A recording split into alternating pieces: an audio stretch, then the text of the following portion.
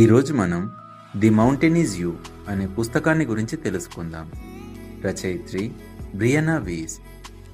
ఈ పుస్తకం యొక్క ముఖ్య ఉద్దేశ్యం స్వీయ అడ్డంకులను గురించి లోతుగా తెలుసుకోవడం, మనం ఎందుకు మన విజయానికి మనమే అడ్డుగా నిలుస్తున్నామో అర్థం చేసుకోవడం, మరియు ఆ అలవాటును శాశ్వతంగా ఎలా ఆపుకోవాలో నేర్చుకోవడం. The mountain is you. రచయిత్రి పర్వతాన్ని ఒక రూపకంగా ఉపయోగిస్తారు. మన జీవితంలో ఎదురయ్యే పెద్ద సవాళ్లు, అడ్డంకులు మరియు విజయానికి మనల్ని దూరం చేసే భయాలు, పాత నమ్మకాలే ఈ పర్వతం. ఈ పర్వతాన్ని ఎక్కడానికి మనం బయటి ప్రపంచంతో పోరాడాల్సిన అవసరం లేదు. మన లోపల ఉన్న అడ్డంకులపై విజయం సాధించాలి.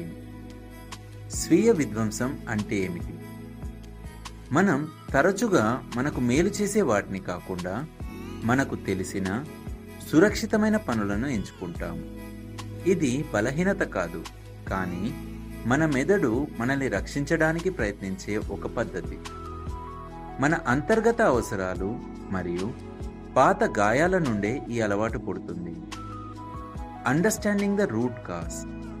స్వీయ విధ్వంసానికి కారణాలు చిన్ననాటి అనుభవాలు, అభద్రతా భావాలు లేదా విజయం పట్ల భయం కావచ్చు. ఈ పుస్తకం మన అలవాట్ల వెనుక ఉన్న భయాలను మరియు తీర్చబడని అవసరాలను గుర్తించమని చెబుతుంది. ట్రాన్స్ఫర్మేషన్.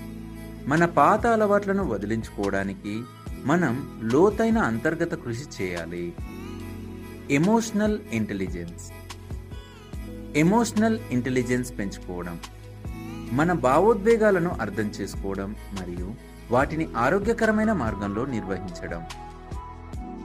Releasing past experiences.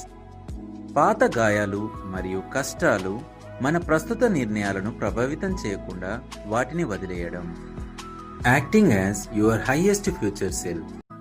మనం అవ్వాలనుకుంటున్న అత్యుత్తమ వ్యక్తిలాగా ఈ రోజే ప్రవర్తించడం మొదలుపెట్టడం. సిద్ధంగా ఉన్నట్టు అనిపించిన తర్వాత కాదు, ఇప్పుడే చర్య తీసుకోవడం ముఖ్యం.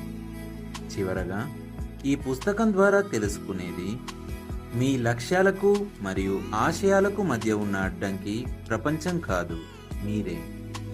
పర్వతం ఎక్కడం అంటే పర్వతాన్ని జయించడం కాదు, మిమ్మల్ని మీరు జయించడం.